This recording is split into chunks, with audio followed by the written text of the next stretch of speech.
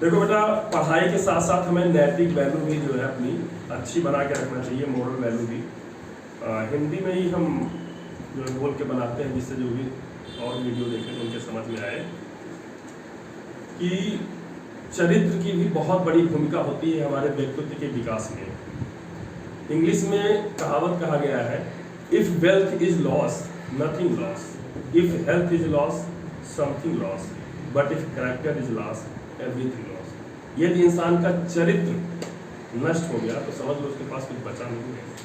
यदि पैसा नष्ट हुआ तो ये माना जाता है कि कुछ नष्ट नहीं हुआ, दोबारा फिर आ जाएगा। और यदि स्वास्थ्य पर कोई नुकसान पहुंचा तो ये माना जाता है कि कुछ समथिंग लॉस, कुछ लॉस हुआ। और कैरेक्टर लॉस हो गया तो समझो सब बर्बाद हो गया।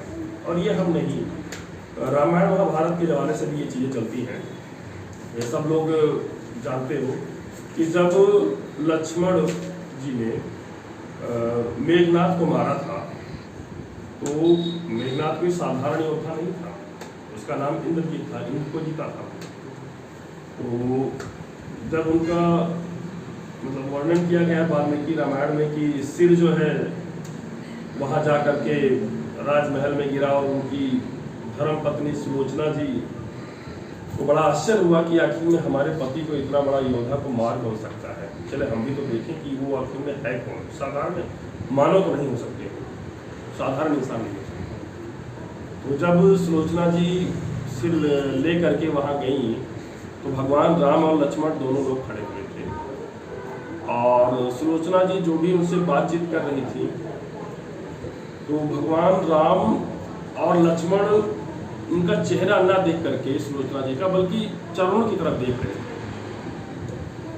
तो सुलोचना जी बातचीत करते समय ही उन्होंने अंदाज लिया कि हाँ कुछ बात तो इनमें है, इन्होंने ही हमारे पति को मारा होगा, क्योंकि जब से मैं यहाँ खड़ी हूँ अभी इनकी दृष्टि जो है हमारे चेहरे पर नहीं गई, इनकी दृष्टि हमारे चरणों पर है।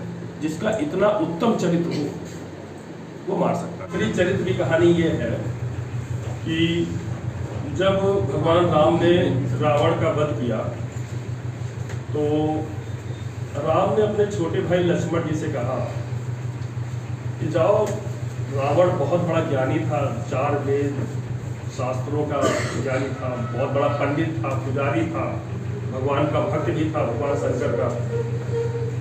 तो बोले कि यार जाओ कुछ शिक्षा लो उनसे, किस जो है पर विजय प्राप्त किया हो, काल को बांध रखा हो। साधारण तो नहीं था, कुछ तो जरूर था उनके अंदर। तो लक्ष्मण जी गए और रावण से पूछे कि रावण कुछ हमें शिक्षा देना चाहोगे आप? तो रावण ने उनसे एक सवाल किया कि एक सवाल का जवाब आप मुझे दे दो।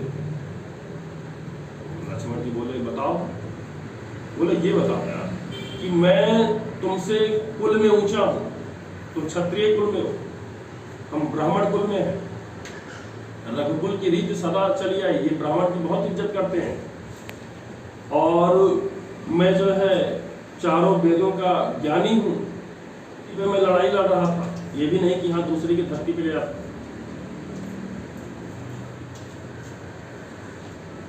तो मैं हार क्यों गया? और मैं सबसे बड़ा भक्त भी था। जैसे चौपाई आती है, रावण जो है बोलता है कि मेरे जैसा पंडित ज्ञानी भक्त न कोई दूजा है। मैंने अपने सिर को काट काट कर शंकर जी को पूजा है।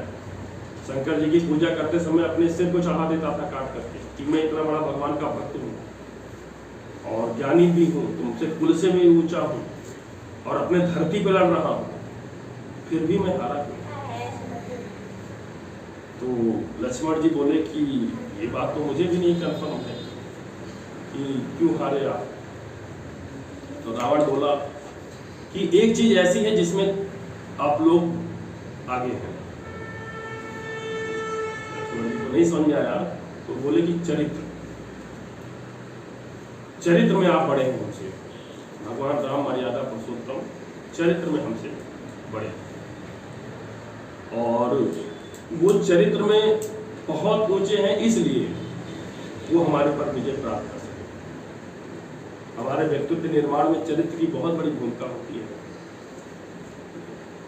और मैं एक बात ये भी बताना चाहूँगा कि देखो, चरित्र, अच्छा विचार, अच्छा व्यवहार, अच्छा संस्कार का दिखावा तो लोग करते हैं, बहुत सारे लोग, पर हमें ये ध्यान रखना चाहिए कि हम कितने अच्छे हैं ये खुद को पता होता है।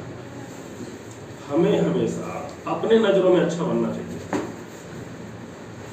दुनिया की नज़र में तो अपने आप लोग अच्छे हो जाते हैं, आज नहीं तो कल, तो नहीं तो परसों। यदि कर्म अच्छे हैं, विचार अच्छे हैं, संस्कार अच्छे हैं, जाहिर सी बात है आप अच्छे हो जाओ।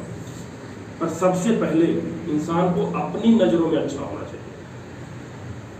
अपने ऊपर ये सोच सके कि यार, क्या मैं वाकई में जैसा दिखता हूँ, क्या मैं वाकई में ऐसा हूँ? वाकई में क्या मेरा इतना चरित्र उत्तम है कि मैं दूसरे को ज्ञान दे सकूँ? जिस दिन तुम लोग अपने ऊपर शासन करना सीख लो, सेल्फ एनालाइजेशन, आत्मविश्लेषण खुद करो, ठीक है, उस दिन मेरे ख्याल से तुम लोग बड़ी गलती